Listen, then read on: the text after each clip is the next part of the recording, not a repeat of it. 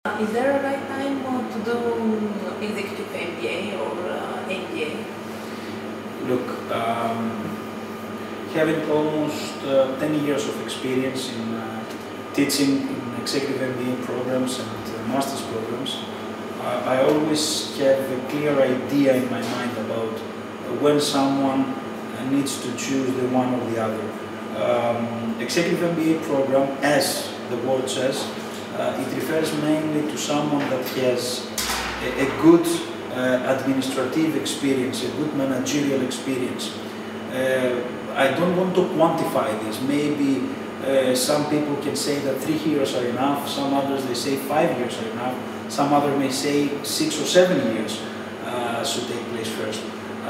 But definitely, in order to be able to gain from an executive MBA program, you need to have a managerial experience, at least of some years, and this is the concept actually.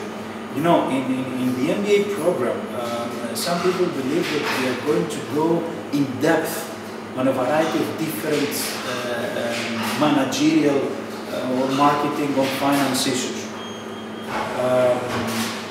However, this is not true. An MBA program, what it tries to do is to structure the already existing experience and knowledge in your mind.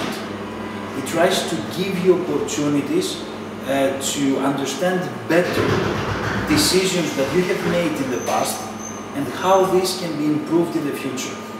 So, executive MBA program requires some years of experience. On the other hand, a master's program, an MSc program, Masters of Science, as we used to call them in UK universities, are programs that you can go much more in depth. You can go to actually acquire technical skills that you may need, and you need less to have a clear working experience in order to participate in that. Of course, always there are other voices that they say, no, in these programs it should be much better to have some working experience as well. From my point of view, what definitely you need to have in this kind of programs is the desire to learn things. MBA is an advantage today? It is an advantage today. It was an advantage some years ago, and it will be an advantage, and this is my guess, let's say, for more years, because of this characteristic. An MBA degree does not give you actually in-depth knowledge. However, and this is the more important thing, it makes you to think about decisions. Managers, let's be honest, they take decisions, and what we invite them to be trained on is how to make these decisions, how to make better decisions. And as I said before, we try to do this, not only in the current MBA, but in all MBA programs, with models that have been applied in the past. We don't know about the future. An MBA program, if it is well organized, it offers to potential students the opportunity to exchange opinions, to see other practices, to discuss with lecturers and other practitioners about what is happening currently in the business environment, and this is the essence of the usefulness of an executive MBA program. Therefore, yes, it is very useful, and yes, it will be an advantage, at least for the next years.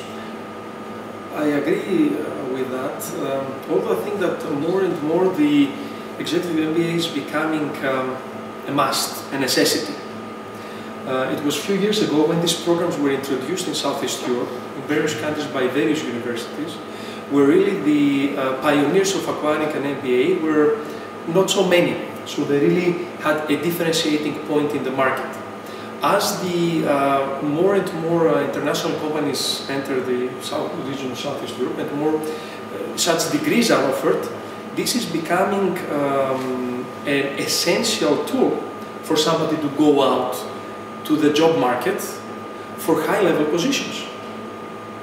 So in that sense, I agree that it is an advantage, in a sense that if you don't have it, it will be very difficult to compete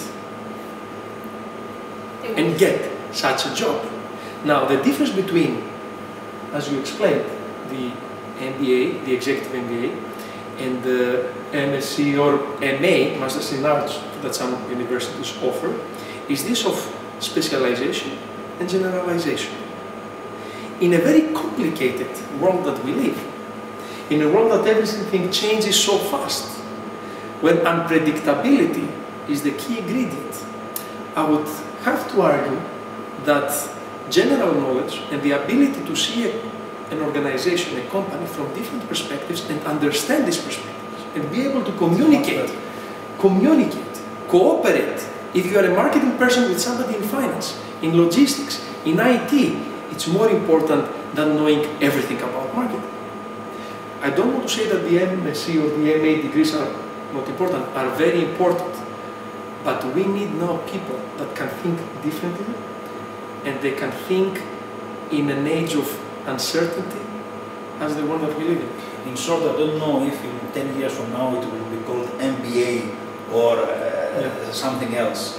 What I do know though, that is the more generalists we want in our business societies, the more these kind of programs will emerge, because are the appropriate programs to create this kind of people that, as Nico said, to understand about different aspects of the business. Because nowadays, specialization only without, I'm the marketing guy, but I don't have a clue what is happening in the production. How I can promote the product? Or I'm a finance guy, but I really don't understand what these people in logistics do. How I can actually be able to develop the budget that the whole organization needs. So an MBA program, as Dr. Dimitriadis said, creates this generic knowledge, generic understanding that the people need to have. Still though, well-organized MBA programs allow for specialization towards the end of the program.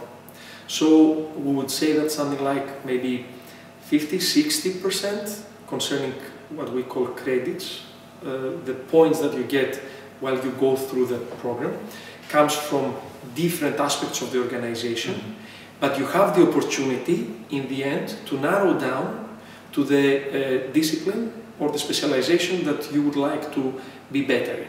So these MBA programs, you go through the different aspects of the organization: marketing, logistics, operations, finance, HR, strategy, and then towards marketing, of course, and then towards the end, they give you the opportunity to choose which track you want to follow, so to gain some more in-depth knowledge in the area that you like. My last question is, what is the profile of the successful employees according to your dreams? Because you are professors, but at the same time you have practice in the business. My view of a successful employee is the one that constantly creates value. Value can be measured in many different ways. But I think that a person that is able to adjust to different situations, to help and lead employees, provide solutions to problems and not create problems. We used to say there are two types of employees, those that create problems and those that provide solutions to problems. These are the employees that we need. Again, in terms of uncertainty, very specialized people are always needed. But the ones that are going to lead the corporation of the future are passionate, people with vision, people that can lead, people that can understand the changes, people that are very careful in taking assumptions, people that can think in long terms, but have their whole being in the now also, and people that, if I want to be a little bit sentimental, can love and be loved by their company. add on this, I think, excellent description of employees' profile that Dr. Dimitriadis just said. I would say in short that, and it is something that I say in my lectures, that if you don't really care, then you can't do anything.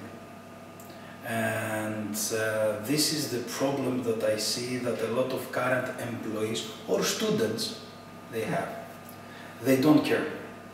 I don't know really what they have in their minds. But I see people that they really care, and I see that they believe that they can overcome problems that they will appear in their life, professional problems, personal problems, and these people most of the times are the successful people in the society, as we used to say.